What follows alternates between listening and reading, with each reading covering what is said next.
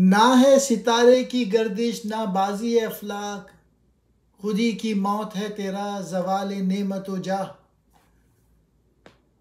اٹھا میں مدرسہ و خانقاہ سے غمناک، نہ زندگی نہ محبت نہ معرفت نہ نگاہ۔ اے ملت کے لوگوں، کیا کبھی تو نے سوچا کہ تو نعمت و جاہ سے کیوں محروم ہوا؟ شان و شوکت اور حکومت تجھ سے کیوں چھن گئی؟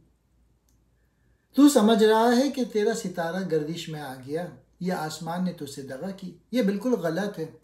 ستارے اور آسمان کسی کا کچھ نہیں بگاڑ سکتے۔ تیری تمام مصیبتوں کا اصل سبب یہ ہے کہ تیری خودی پر موت طاری ہو گئی۔ تو عزم اور حوصلے سے خالی ہو گیا۔ جب تو نے اللہ کے قانون کی نافرمانی شروع کر دی تو اس کا نتیجہ ذلت کی شکل میں ظاہر ہو گیا۔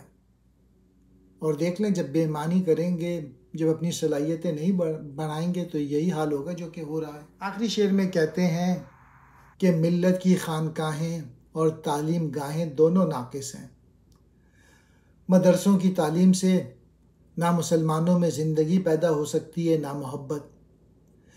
دوسرے معنی یہ ہیں کہ اسلامی مدارس میں زندگی نظر نہیں آتی۔